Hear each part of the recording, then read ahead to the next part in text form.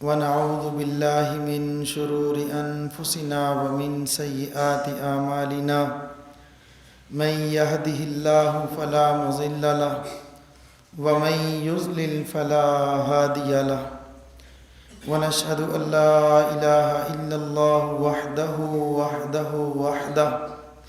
لا شريك له ولا مشير له ونشهد أن سيدنا وسندنا وطبيبنا وحبيبنا ومولانا محمدا عبده ورسوله أما بعد فأعوذ بالله من الشيطان الرجيم بسم الله الرحمن الرحيم وقضى ربك ألا تعبدوا إلا إياه وبالوالدين إحسانا صدق الله العظيم وصدق رسوله النبي الكريم ونحن على ذلك لمن الشاهدين والشاكرين والحمد لله رب العالمين إن الله وملائكته يصلون على النبي يا أيها الذين آمنوا صلوا عليه وسلموا تسليما اللهم صل على سيدنا ومولانا محمد وعلى آله وأصحابه وأزواجه وذرياته وبارك وسلم أستغفر الله تعالى ربي من كل ذنب وأتوب إليه أستغفر الله تعالى ربي من كل ذنب وأتوب إليه استغفر اللہ تعالی ربی من کل ذنب واتوب الیہ۔ اللہ جل جلالہ نے مجھے اور آپ کو جو اسلام دیا ہے، یہ اسلام ایک مکمل ضابطۂ حیات ہے، پوری کی پوری زندگی کی رہنمائی کرتا ہے۔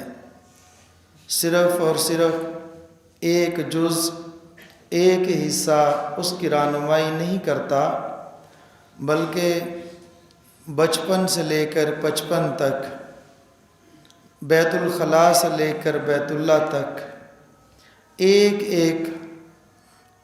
ایک کونے کی اور ایک ایک عمل کی رہنمائی کرتا ہے کہ ہم نے زندگی کیسے گزارنی ہے۔ افراط اور تفریط کا شکار نہیں ہونا، خیر الامور اوسطها، اعتدال پر چلنا ہے۔ اعتدال یہ ہے کہ ہر عمل کو اس کے مطابق کیا جائے جیسا عمل کرنے کا حق ہے، ہر عمل کا حق پورا کیا جائے۔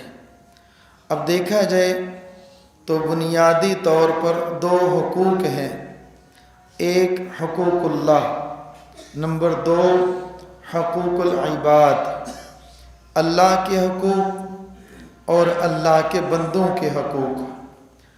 اور اس کو سمجھنے کے لیے اور اس پر عمل کرنے کے لیے اس کی اسلام کی روشنی کی عملی تفسیر، حقوق اللہ اور حقوق العباد کی عملی تفسیر دیکھنی ہو تو حضرت رسول اللہ صلی اللہ تعالیٰ علیہ وسلم کی زندگی کو دیکھنا ہوگا۔ حضرت پاک صلی اللہ تعالیٰ علیہ وسلم نے گھر کی زندگی، باہر کی زندگی، گھر کے معاملات، باہر کے معاملات، چاہے وہ جس بھی شعبے کے ساتھ ہوں، اللہ کے نبی صلی اللہ تعالیٰ علیہ وسلم نے عملی طور پر مجھے اور آپ کو کر کے دکھلائے ہیں۔ آپ صلی اللہ تعالیٰ علیہ وسلم کی تعلیمات بھی ہیں، آپ صلی اللہ تعالیٰ علیہ وسلم کے ارشادات بھی ہیں، اور آپ صلی اللہ تعالیٰ علیہ وسلم کے معمولات بھی ہیں۔ صرف ایسا نہیں کہ اللہ کے نبی صلی اللہ تعالیٰ علیہ وسلم نے کوئی بات صرف ارشاد فرمائی ہے، بلکہ آپ صلی اللہ تعالیٰ علیہ وسلم نے کر کے دکھلایا ہے۔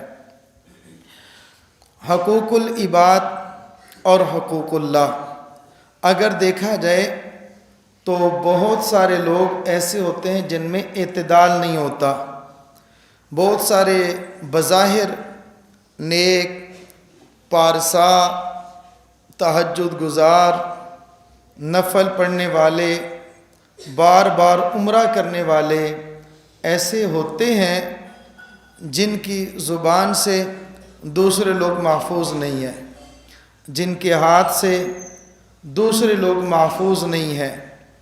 اپنی انفرادی عبادات وہ انتہا تک پہنچے ہوں گے، اپنی انفرادی عبادات میں، چاہے وہ نماز کی صورت میں ہو، نفل کی صورت میں ہو، روزہ کی صورت میں ہو، جسمانی، مالی، زبانی عبادات میں ہوں، تو وہ عبادات کی انتہا تک پہنچے ہوں گے، لیکن بندے کے ساتھ معاملات دیکھے جائیں، وہ اگر کسی سے ناراض ہو گئے ساری زندگی ناراض، دل میں کینہ ہے ساری زندگی کے لیے کینہ ہے۔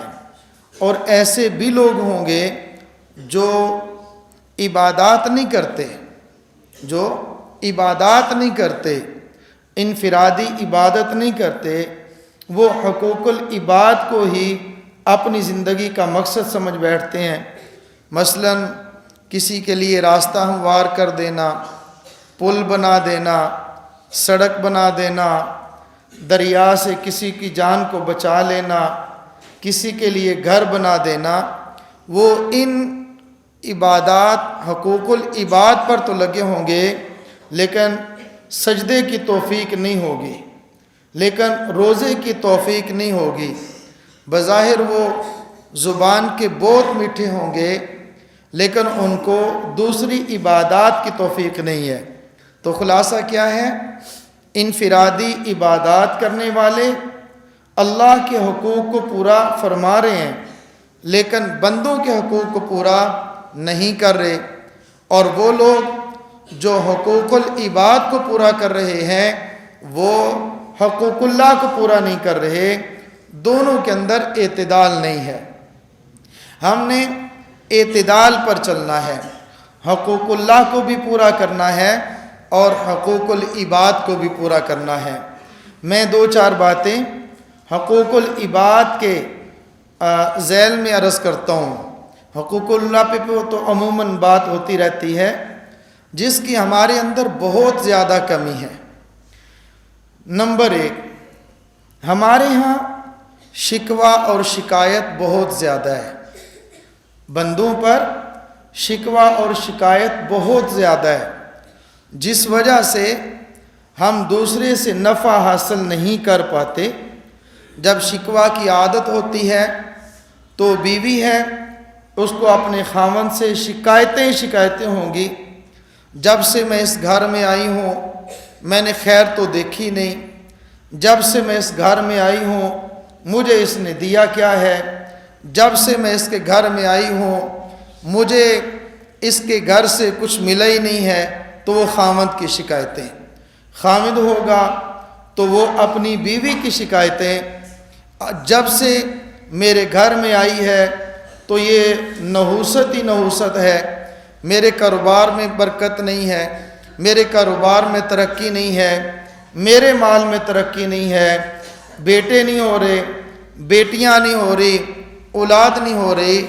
مرد کو عورت سے، عورت کو مرد سے شکوے ہی شکایتیں ہیں، اور جب شکوہ اور شکایت کی زبان دراز ہو جاتی ہے، بندے سے شروع ہوتی ہے، بندے کے خالق تک جا پہنچتی ہے، پھر جگہ جگہ پہ یہ شکوہ ہوتا ہے، میرا اللہ دعائیں قبول نہیں کرتا، میرا اللہ رزق تنگ کر دیا ہے، ہمارے گھر میں تو بیماریاں ہی بیماریاں ہیں۔ اگر دیکھا جائے ان چیزوں کا پھر تذکرہ نہیں ہوتا جو اللہ نے دیا ہوا ہوتا ہے۔ کیا کسی خوب کہا کسی اللہ والے نے کہ فرمایا کہ اس ان سے کسی نے پوچھا کہ اس محلے کے لوگ کیسے ہیں؟ کہا جی سب ناشکرے ہیں، سب کیا کہتے ہیں اس کو نقصان دینے والے ہیں، یا سب کی زبان پہ شکوہ ہے، یا سارے لوگ اس طرح کی باتیں کرتے ہیں۔ کہا کہ کیسے؟ یہاں کے لوگ تو اچھائیاں دیکھنے والے ہیں، برائیاں دیکھنے والے نہیں ہیں۔ کہا کہ چلو کل ہم آپ کو دکھلا دیں گے۔ انہوں نے چوک کے اندر کھڑے ہو گئے، ایک وائٹ بورڈ لے لیا، ایک ہوتا ہے بلیک بورڈ سیاہ تختہ، ایک ہوتا ہے سفید تختہ۔ انہوں نے سفید تختہ وائٹ بورڈ لے لیا اور اس کے درمیان کے اندر ایک چھوٹا سا سیاہ رنگ کا دائرہ لگا دیا۔ اب جس نے سوال کیا تھا ان کو اپنے ساتھ بٹھا لیا اور ایک ایک آدمی آتا جا رہا ہے، اس سے پوچھتے ہیں بھائی یہ بورڈ پر کیا ہے؟ وہ کہتا ہے کہ سیاہ نقطہ ہے۔ دوسرا گزرا سیاہ نقطہ، تیسرا گزرا سیاہ نقطہ۔ وہ کہتے ہیں دیکھو، سب لوگ گزرتے گئے، کہا کہ دیکھا ہے میں نے آپ کو ایک بات بتلائی تھی، کہا جی مجھے تو سمجھ نہیں آیا، سارے تو لوگ سچ کہتے ہیں، آپ پوچھتے ہیں اس بورڈ پر کیا ہے؟ وہ کہتے ہیں سیاہ نقطہ ہے، چھوٹا سا دائرہ ہے۔ فرمایا دیکھو 8 بائی 8 کا 12 بائی 12 کا اتنا بڑا سفید بورڈ ہے، ایک سیاہ نقطہ تو نظر آتا ہے، اتنی سفیدی نظر کیوں نہیں آتی؟ اتنی سفیدی نظر نہیں آتی۔ میں ایک بات عرض کرتا ہوں، ہمارے بہت بڑے بزرگوں میں سے حضرت مفتی رشید احمد صاحب نور اللہ مرقدہ، حضرت ان کی قبر پر اللہ تعالیٰ ان کی قبر پر کروڑوں رحمت نازل فرمائے۔ ان کا واقعہ ہے کہ ان کے پاس ان کی خانقاہ میں ایک آدمی گئے، عرض کیا کہ حضرت بے حیائی بہت بڑھ گئی ہے، یہ کراچی علاقہ ایسا ہے یہاں پر گناہ کے اسباب بہت بڑھ گئے ہیں، بے حیائی کے اڈے کھل گئے ہیں۔ حضرت فرمایا کہ نہیں، نیکی کے مراکز بڑھ گئے ہیں، خانقاہیں زیادہ ہو گئی ہیں۔ کہا کہ نہیں حضرت۔ پھر حضرت نے فرمایا کہ دیکھو جیسا آئینہ، اینک لگاؤ، اینک کا شیشہ جس رنگ کا ہوگا اسی رنگ کا آپ کو نظر آئے گا۔ اگر اینک کا شیشہ، چشمے کا شیشہ سفید ہوگا سب چیزیں سفید نظر آئیں گی، آنکھ کا شیشہ سبز ہوگا ساری چیزیں سبز نظر آئیں گی، آنکھ کا شیشہ اگر سیاہ ہوگا تو اندھیرا ہی اندھیرا نظر آئے گا۔ فرمایا تمہیں گناہوں کے اڈے تو نظر آتے ہیں، بڑھتے ہوئے مدارس کیوں نہیں نظر آتے؟ تمہیں گناہوں کے مراکز تو نظر آتے ہیں، تمہیں خانقاہیں اللہ اللہ کرنے کی جگہ وہ نظر نہیں آتے، تمہیں یہ مکاتب یہ نظر کیوں نہیں آتے؟ اس نے عرض کیا کہ حضرت اب مجھے بات سمجھ آ گئی ہے، میری توجہ ہی اس طرف نہیں تھی، آج میری توجہ آپ نے اس طرف دلا دی ہے۔ بات عرض کرنے کا مقصد یہ ہے کہ جو دیکھیں گے وہ نظر آئے گا، اور دوسری بات یہ ہے ہم لوگ شہد کی مکھی بنے، ہم لوگ شہد کی مکھی بنے، یہ دوسری مکھی نہ بنے۔ مکھیاں دونوں ہی ہوتی ہیں لیکن دونوں کے پر ہوتے ہیں، دونوں ہی اڑتے ہیں، دیکھنے میں دونوں ہی انسان لگتے ہیں، لیکن انسان میں فرق ہوگا، ایک کی سوچ منفی ہوگی، ایک کی سوچ مثبت ہوگی۔ جس کی منفی سوچ ہے وہ گندی مکھی کی مثال ہے، جس کی مثبت سوچ ہے اس کی شہد کی مکھی کی مثال ہے۔ دونوں میں فرق کیا ہے؟ گندی مکھی، آپ دیکھیں انسان کا پورا وجود ہے، 5 فٹ کا 6 فٹ کا پورا وجود ہے، جہاں پہ کوئی پھنسی نکلی ہوگی مکھی وہاں پر آ کے بیٹھے گی، جہاں سے پیپ نکل رہی ہوگی گندی مکھی وہاں پہ بیٹھی ہوگی۔ گندی مکھی بیٹھتی بھی گند پر ہے، کھاتی بھی گند ہے اور سوچتی بھی گند ہے، اور گندے ہی جراثیم نکالتی ہے، اس سے اور بھی انڈے بھی ہیں تو وہ بھی گندے ہیں، بچے ہیں تو وہ بھی گندے ہیں۔ شہد کی مکھی سوچ بھی صاف ہے، بیٹھتی بھی پھول پر ہے، بیٹھتی بھی پھل پر ہے، رس کو چوستی ہے اور نتیجتاً شہد کو نکالتی ہے۔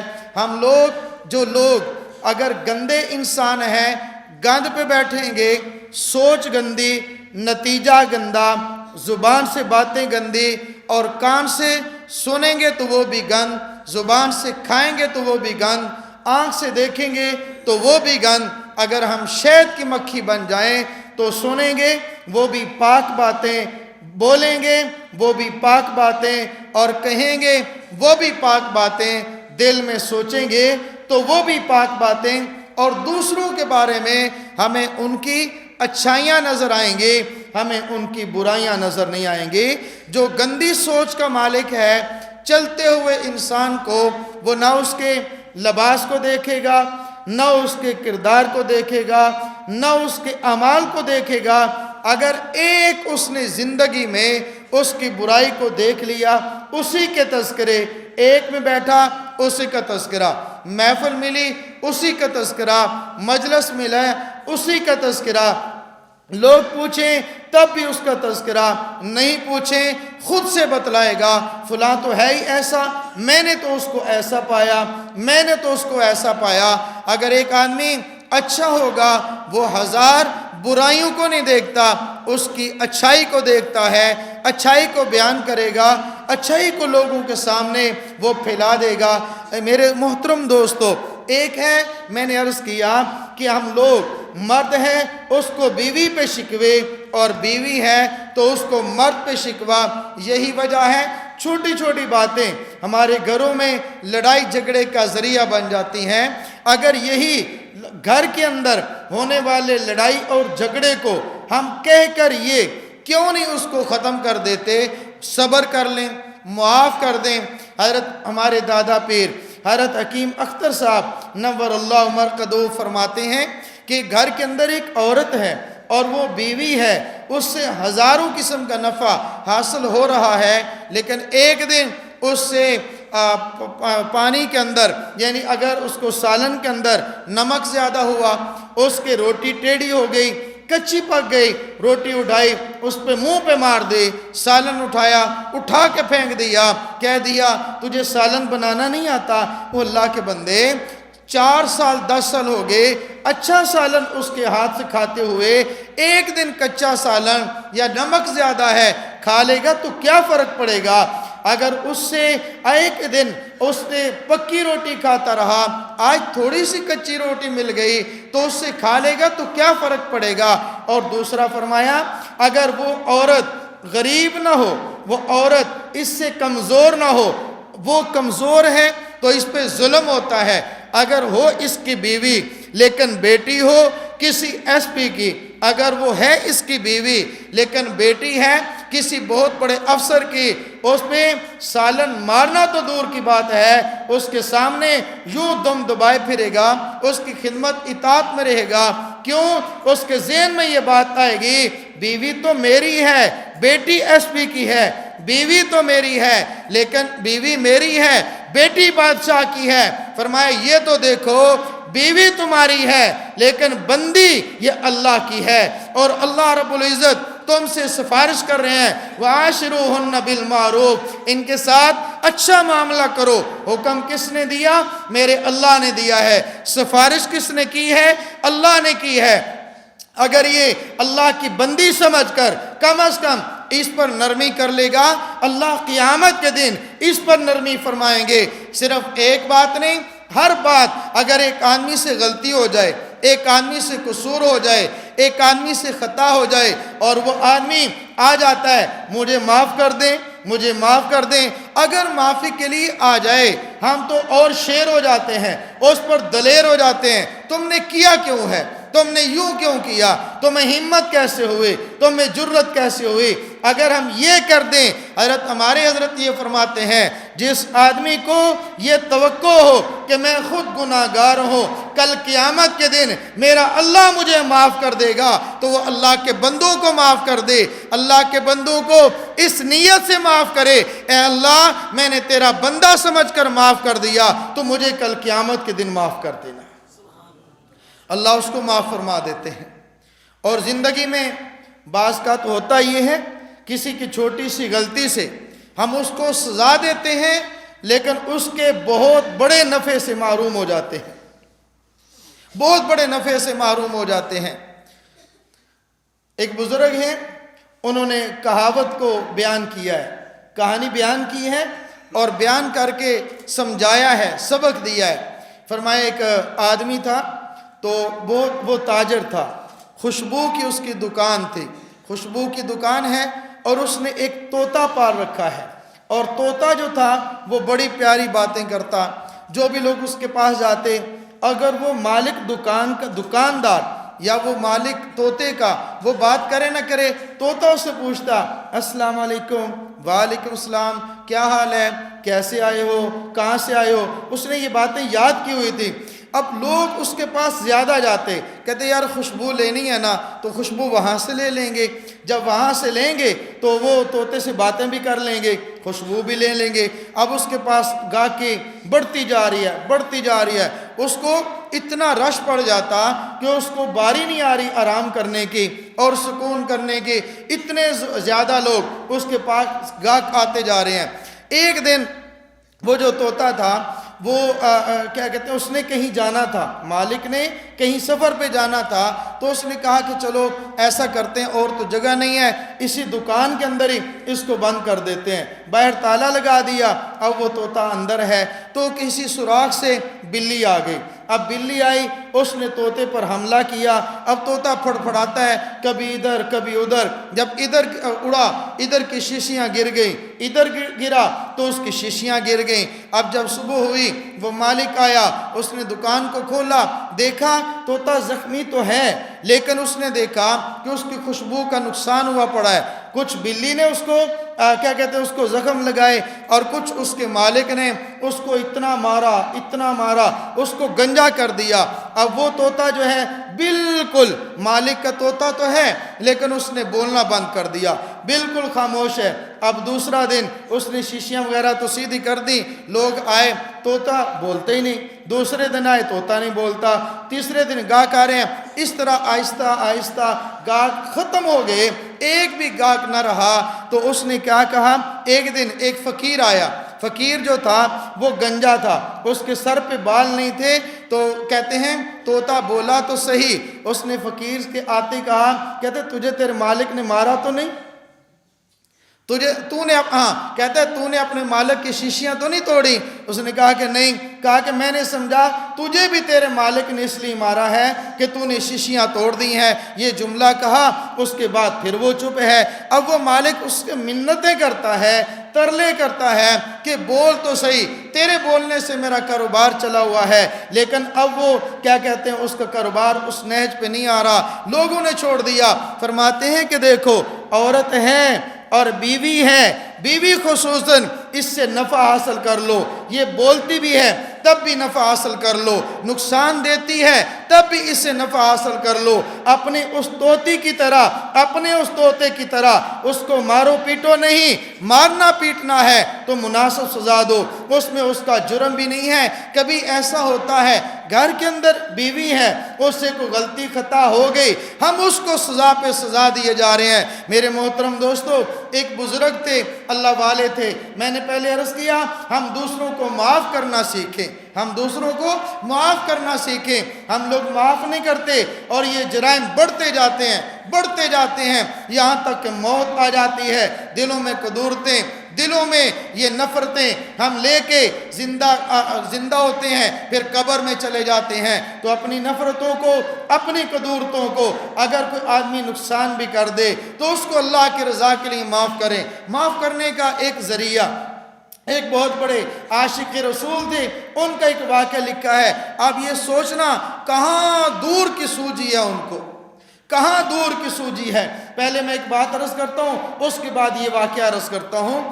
کہ ایک بادشاہی مسجد تھی، اخبار میں یہ واقعہ لکھا تھا، بہت سال پہلے کی بات ہے، کافی سال پہلے کی بات ہے۔ ایک واقعہ ہے کہ ایک عیسائی جوڑا تھا، وہ کہیں پاکستان، باہر سے پاکستان کے اندر آیا، اس نے کہا سیر سپاٹے کر رہے تھے، سیر کرنے کے لیے بادشاہی مسجد میں آ گیا، وہاں کوئی آدمی مانگنے والا کھڑا تھا، واپس آئے، اس نے اپنا پرس نکالا، پرس نکال کر اس کو وہ پیسے دیے، پیسے ہاتھ میں دیے۔ اب پرس جو تھا وہ ڈالنے لگا، یا واسکٹ تھی، جیکٹ تھی، اس کی جیب کے اندر، جیب پھٹی ہوئی تھی، تو وہ پرس وہاں اس کا نیچے گر گیا۔ اب اس آدمی نے، مانگنے والے نے، وہ پرس اٹھا لیا، اٹھا کر اس کو سنبھال لیا۔ اب وہ آدمی چلا گیا، ٹیکسی پر تھا، ٹیکسی پر اس کو کیا کہتے ہیں وہ کرایہ دینے لگا، دیکھا کہ کرایہ نہیں ہے، وہ بڑا پریشان ہوا، اب کیا کریں؟ ہوٹل میں کسی آدمی سے پیسے لیے، ادھار لے کر اس کو فارغ کر دیا۔ اب اس کے ذہن میں سوچ رہا ہے، دوسرے دن اس کے ذہن میں یہ بات آئی، ہو سکتا ہے کہ وہاں مسجد کے سامنے بھیک مانگنے والے شخص کو میں نے پیسے دیے تھے، شاید وہاں میرا پرس نہ گرا ہو۔ آخری بار جو پرس استعمال کیا ہے وہ وہاں پہ تھا۔ اب وہ دوسرے دن وہیں بادشاہ مسجد کے سامنے جاتا ہے، سیڑھیوں پہ آدمی وہ مانگنے والا موجود ہے۔ اس کے آتے ہی اس شخص نے، جو مانگنے والا بھکاری تھا، جو بہت بڑا کوئی عالم فقیہ بزرگ نہیں تھا، اس نے وہ پرس لیا ہوا ہے۔ جیسے وہ شخص آیا اس نے وہ پرس اس کے حوالے کیا، کہا سر یہ آپ کا پرس تو نہیں ہے؟ کہا بھائی یہ تو میرا ہی ہے۔ کہا جی واپس لے لو۔ اب اس نے یہ سوال کیا کہ یہ بتلاؤ کہ اس پرس کے اندر تم نے جھانک کر کھول کر دیکھا ہے اس کے اندر پیسے کتنے ہیں؟ اس نے کہا ہاں دیکھا تو تھا۔ کہا کہ تمہیں اندازہ ہے اس میں پیسے کتنے ہیں؟ کہا یہ تو اندازہ نہیں، کیونکہ کوئی پاؤنڈ کو ڈالر کو باہر کے وہ کیا کہتے ہیں نوٹ تھے، پاکستانی نہیں ہے، پیسے تو لگتے ہیں اندازہ۔ اس نے کہا کہ اس کے اندر لاکھوں روپے ہیں پاکستانی، لاکھوں روپے بنتے ہیں۔ اس نے کہا جی لاکھوں ہوں یا کروڑوں ہوں، میں نے تو آپ کو واپس کر دیا۔ اچھا بھائی تو یہ بتلا کہ تو نے واپس کیوں کیا؟ یہ تمہاری سوچ، تمہاری فکر، تمہارے دل اور دماغ میں کیسے آ گیا کہ تم نے اتنا بڑا پیسوں سے بھرا ہوا پرس واپس کیسے کر دیا؟ کہتا ہے جی میں نے اس کو اٹھا لیا، میں رات گھر میں گیا، میرے دل کے اندر ایک خیال آیا، مجھے لگا یوں کہ مجھے پہچاننے سے یا آپ کے چہرے سے، یا ہو سکتا ہے اس نے سلیب لٹکائی ہوگی، مجھے یوں معلوم ہوا کہ آپ عیسائی ہیں، حضرت عیسیٰ علیہ السلام کو ماننے والے ہیں، اور میں حضرت محمد الرسول اللہ صلی اللہ تعالیٰ علیہ وسلم کا ماننے والا ہوں۔ میرے نبی، ہمارا عقیدہ ہے، امام الانبیاء ہیں، فخر الرسول ہیں، سید البشر ہیں۔ میں نے یہ تصور کیا کل قیامت کا دن ہوگا، قیامت کے دن حضرت عیسیٰ، حضرت آدم علیہ السلام سے لے کر قیامت تک آنے والی ساری انسانیت وہاں موجود ہوگی، سارے لوگ وہاں پہ کھڑے ہوں گے۔ میرے دل کے اندر یہ خیال آیا آپ عیسائی ہیں، آپ جا کر حضرت عیسیٰ علیہ السلام سے شکایت کریں گے، اے عیسیٰ میں آپ کو ماننے والا تھا اور آپ کے بھائی حضرت محمد الرسول اللہ صلی اللہ تعالیٰ علیہ وسلم کے ماننے والوں کے پاس گیا، میرا پرس وہاں پہ گم ہوا، انہوں نے اٹھا لیا۔ آپ جائیں نا، جا کر حضرت اپنے بھائی حضرت محمد صلی اللہ علیہ وسلم سے شکایت تو کر دیں، میری وجہ سے میرے محبوب کو شکایت کا موقع ملے، میرے محبوب کو میری وجہ سے تکلیف ملے، میں نہیں چاہتا، اس لیے میں نے اسی طرح پرس کو بند کیا اور میں نے اس کو تمہارے ہاتھوں میں تھما دیا۔ سوچ اور فکر کی بات کہاں دور تک سوچ گئی ہے۔ میں یہ بات عرض کر رہا تھا، ایک بزرگ تھے، اللہ والے تھے، ایک آدمی ہے، اس کے ہاتھ کے اندر پرس تھا، ایک چور آیا جیسے کوئی موٹر سائیکل پہ آتا ہے، وہ اس کو پرس کو کھینچا، چھین لیا، چھین کر آگے چلا گیا۔ جب وہ آگے کوئی 2-4 کلومیٹر کے فاصلے پر گیا، اللہ کا کرنا ایسا ہوا اس کی آنکھیں بند ہو گئی، اس کی بینائی چلی گئی۔ اب وہاں کھڑا ہے، لوگوں کو شور مچا رہا ہے، لوگ جمع ہو گئے، لوگوں نے کہا ہاں بھائی کیا ہوا؟ کہتے بھائی میں ہونا کیا ہے، میں تو ایک ڈکیت آدمی ہوں، میں نے ڈکیتی کر لی، میں نے ایک آدمی تھا لگتا بزرگ تھا، میں نے اس کا پرس چھین لیا، جب میں یہاں تک آیا ہوں میری بینائی ختم ہو گئی ہے، مجھے نظر نہیں آتا، میرا دل یہ چاہتا ہے کہ مجھے ان کے پاس لے جاؤ۔ اس نے کہا بھائی کہاں ہوا؟ اس نے کہا نشانی یہ ہے کہ 2-3 کلومیٹر پیچھے ایک حجام ہے، حجام کے پاس میں وہ بھی کھڑے تھے، میں نے وہاں سے اس کو چھین لیا۔ کہا کہ چلو لے چلتے ہیں، وہاں حجام کے پاس لے گئے، ان سے جا کر پوچھا کہ بھائی یہاں کوئی ایسا اس شکل کا آدمی ہے؟ انہوں نے کہا ہاں ہے تو صحیح، لیکن آتا وہ کبھی کبھی ہے، نماز پہ آتا ہے، اس کے علاوہ تو نے ہم نے دیکھا کم ہے، ہاں نماز پہ آتا ہے۔ اس نے کہا چلو انتظار کر لیتے ہیں۔ جیسے ہی وہ نماز کے لیے مسجد کی طرف آئے، اس شخص کو بتایا کہ وہ آ گیا ہے۔ جیسے اس کو پتہ چلا قریب لے گئے، جاتے اس نے پاؤں پکڑ لیے، گھٹنوں پہ ہاتھ لگا دیے، کہتے مجھے معاف کر دیجئے، مجھ سے غلطی ہو گئی، مجھ سے خطا ہو گئی۔ کہا کہ دیکھو کون سی غلطی، کون سی خطا، کون سا گناہ، کہ میں نے آپ کا پرس چھینا ہے، میں نے آپ کا بٹوا چھینا ہے، آپ مجھے معاف کر دیں، یہ میں واپس کرنے آیا ہوں، اپنا مال واپس لے لیں اور میں تمہیں واپس کرتا ہوں، اللہ کے لیے مجھے معاف کر دیں۔ کہا اللہ کے لیے معاف کر دوں؟ جب آپ چھین کر لے گئے تھے میں نے تو اسی وقت معاف کر دیا تھا، میں نے اسی وقت معاف کر دیا تھا۔ اور وہ بھی اور ان کے ساتھ والے بڑے پریشان ہوئے. اسی وقت معاف کر دیا. آپ نے معاف کیوں کیا ہے؟ یہ تو ڈکیتی کر کے مال چھین کے لے گیا ہے، معاف کیسے کر دیا؟ کہا میں نے حضرت رسول اللہ صلی اللہ تعالیٰ علیہ وسلم کی ایک حدیث سنی ہے. اللہ کے نبی صلی اللہ تعالیٰ علیہ وسلم کا ارشاد گرامی ہے، فرمایا کل قیامت کے دن جب حساب کتاب ہوگا اور ترازو لگ جائے گا، لوگوں کے اعمال تولے جائیں گے، میں ترازو پہ کھڑے ہو جاؤں گا اپنے آخری امتی تک. جب تک حساب پورا نہیں ہوگا تو میں ترازو پہ کھڑا ہو جاؤں گا. میں نے اس کے بعد میں جنت کے اندر جاؤں گا. میں نے سوچا کہ میں معاف نہیں کروں گا، اس کا حساب کتاب ہوگا، اتنی دیر میری وجہ سے میرے محبوب کو کھڑا ہونا پڑے گا. میں نے کہا میرے نک معاف کرنے کی وجہ سے میرے محبوب کو تکلیف پہنچے، میں نے اپنے محبوب کو تکلیف سے بچانے کے لیے تجھے معاف کر دیا تھا. میں نے تجھے معاف کر دیا تھا. تو میرے دوستوں اور میرے بھائیوں، ہم لوگ معاف کرنا سیکھیں، چھوٹی چھوٹی باتوں پر گرفت کرنا نہ سیکھیں. یہ کوئی بڑا کمال نہیں ہے، یہ بڑا کمال نہیں ہے. حضرت رسول اللہ صلی اللہ تعالیٰ علیہ وسلم نے ارشاد فرمایا، صحابہ سے پوچھا اے میرے صحابہ بتلاؤ تمہیں پتہ ہے بانجھ عورت کون سی ہے؟ بانجھ عورت کون سی ہے؟ یا رسول اللہ بانجھ وہ ہے جس کا نہ بیٹا نہ بیٹی، اس کی کوئی اولاد نہ ہو، وہ بانجھ عورت ہے. فرمایا نہیں، بانجھ عورت تو وہ ہے جس کا چھوٹا بچی اور بچہ بچپن میں فوت نہ ہوا ہو، وہ بانجھ ہے. پھر فرمایا میرے صحابہ بتلاؤ غریب کون ہے؟ یا رسول اللہ جس کے پاس مال نہ ہو وہ غریب ہے، جائیداد نہ ہو وہ غریب ہے. فرمایا نہیں وہ غریب نہیں ہے، غریب تو وہ ہے اعمال لے کر آئے گا، نیکیاں لے کر آئے گا. کل قیامت کا دن ہوگا، حساب کتاب ہو رہا ہوگا، ان کے حساب کتاب اعمال کا ہوگا. پوچھا جائے گا یہ کیا وہ کیا، سب حساب پورا ہو جائے گا. ایک آدمی آئے گا، یا اللہ اس نے مجھ پر ظلم کیا تھا، زیادتی کی تھی، اس کا بدلہ مجھے دیا جائے. اللہ تعالیٰ اس کا انصاف کے لیے اب اس کو کہیں گے کہ جو تم نے کیا اس کا بدلہ دو. بدلہ تو وہ دے نہیں سکے گا، کسی کے پلاٹ پہ قبضہ کیا ہوگا، کل قیامت کے دن وہ پلاٹ کیا دے گا؟ اس کے بدلے میں اس کی نیکیاں اس کو دی جائیں گے. یا اللہ اس نے مجھے میرے پیسے ہڑپ کیے تھے، میرا مال اس نے چھین لیا تھا، مال کے بدلے وہاں مال نہیں، مال کے بدلے وہاں پہ اعمال ہوں گے، ان کے اعمال اس کے پلڑے میں دے دیے جائیں. اب اس کے اعمال بالکل نیکیاں ختم ہو جائیں گے، یہ زیرو پہ آ جائے گا.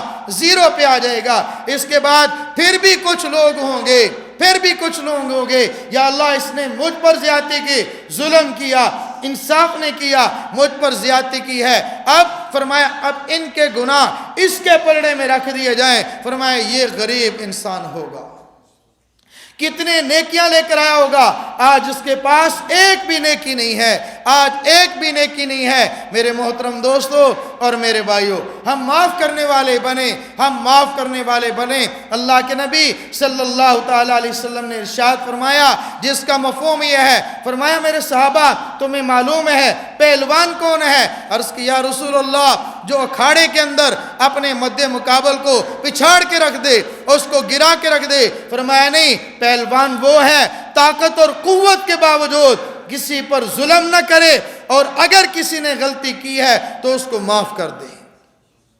بدلہ لے سکتا ہے تو پھر معاف کر دے. ہمارا آج اس سے الٹ ہے، ہم لوگ بدلہ نہیں لے سکتے، کہتے ہیں جا میں نے تجھے معاف کیا. بدلہ لے ہی نہیں سکتے تو اس کو معاف کیا ہے. بدلہ لینے کی قوت، سکت، طاقت سب کچھ موجود ہے، پھر کہتے ہیں جا میں نے تجھے اللہ کے لیے معاف کیا، اللہ کی رضا کے لیے معاف کیا. ہم معاف کرنے والے بنے، بدلہ لینے والے نہ بنے. ہم انصاف کرنے والے بنے، ظلم کرنے والے نہ بنے، ہم زیادتی کرنے والے نہ بنے. میرا اللہ مجھے بھی اور آپ کو بھی اپنے حقوق اور اپنے بندوں کے حقوق ادا کرنے کی توفیق عطا فرمائے. وآخر دعوانا ان الحمدللہ رب العالمین.